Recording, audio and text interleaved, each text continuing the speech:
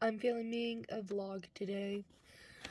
So I was just showing you my morning. I'm trying to get back on track.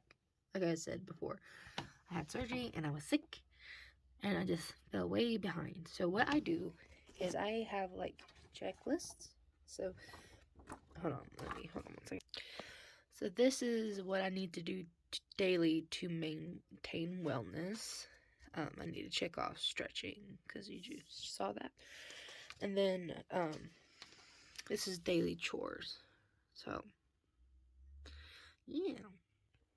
And it kind of helps a little bit. I mean, it's not 100%. But me being on Adderall now is a lot different than when I was on it before.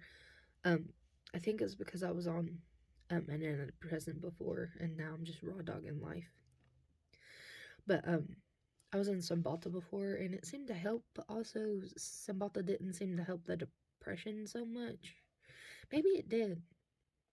I don't know. I'm just gonna show you my day.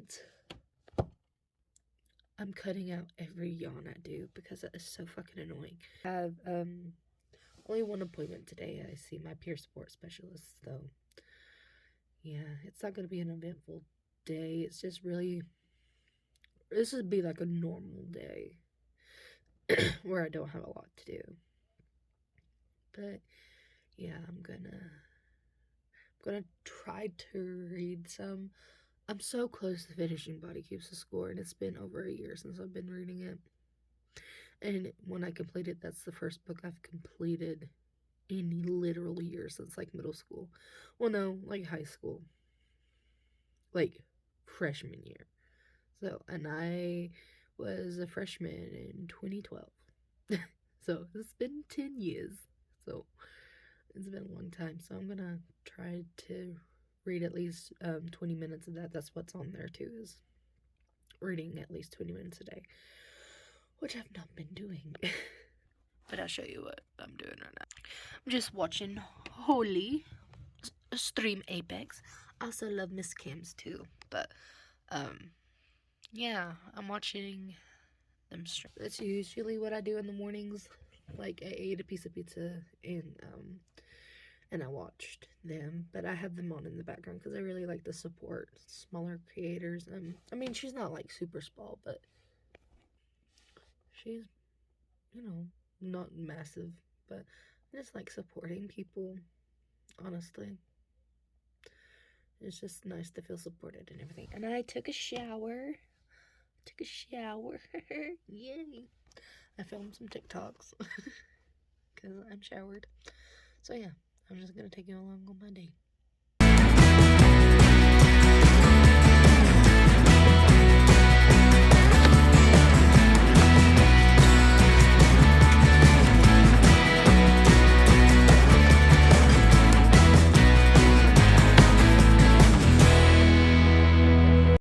So I couldn't do the full 20 minutes. I did get down to 7 minutes left because I felt my shoulders and stuff tightening. But what I did read was basically CBT is not good for people with PTSD. Okay, I found it. He said we could only process horrendous experiences if they do not overwhelm us. So basically what CBT is it was created for phobias and stuff like that. So when you have someone with PTSD, it's a lot different because the complexity of PTSD rather than it just being a phobia and like desensitizing yourself to it. So yeah, CBT is not really good for PTSD and trauma. I did read a little bit. They were talking about like ecstasy and like how that like administered by doctors, not like recreationally, how that did help a couple of people in their study. Instead of like blunting the effects, it like heightens, and it's more of like you feel good and you're not so overwhelmed by trauma. So what they did was administered that, but also they had 2 8-hour sessions of psychotherapy, internal family system therapy, which is going to be talked about in a further chapter, so I'll have to let you know. But this book has really opened my eyes, and the attachment portion of this book, so like attachment styles, in a sense why people with ADHD and autism are like have trauma, because a lot of the people I know who have ADHD or autism are like have trauma of some sorts. It's because, like, you know, if you're a parent, you're born with autism or ADHD, so you know your baby's not going to act like a neurotypical baby, but that's what you're expecting because that's what society has taught, you know, our generations of family, that like just neurotypical ways. So your attachment style gets fucked up because you're not getting the needs you need as a baby, as a neurodivergent baby, if you have a neurotypical parent and they just don't know no better. So it makes a lot of sense why a lot of us are traumatized. And I was always told that I was a very good baby and I barely cried or anything. But I have went through so much shit. And my parents were not good, so. And I will never forget my dad telling me that the reason why my family liked my cousin better was because me and Lane were standoffish. Lane is my brother. And just knowing that I had undiagnosed ADHD and developed DID, for him to say we were standoffish when we would get yelled at from, I mean, there's just so much. So it was just kind of fucked up.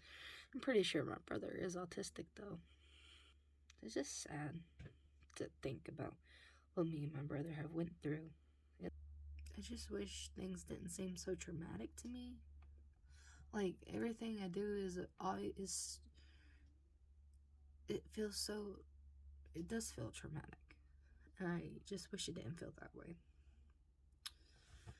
Oh, this is my bookmark. I got it at a store here in town, a locally owned store.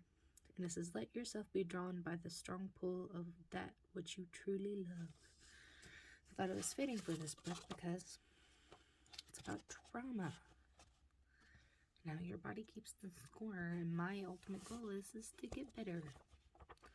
I'm on page 226, and then there's 358. I have to reread this again, but like stick to it and read it in a shorter amount of time because I'm taking breaks. But it was just so triggering at some point, so I was like, no.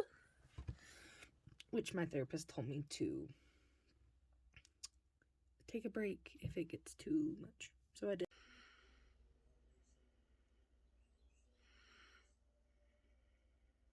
It's currently 2:25, and I just got done playing Destiny with my partner. We had a good time. Probably gonna play Apex later. Might fuck around and play Animal Crossing, who knows. But it's 2:25 now, so I gotta get going.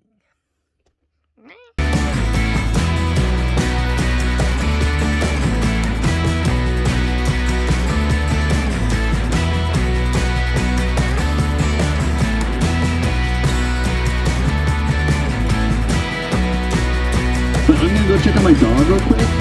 So give me a minute. We'll pick 3. I'm gonna end the video here because I'm starting to feel very upset. So remember that you are valid, you are loved, and I hope you keep on keeping on.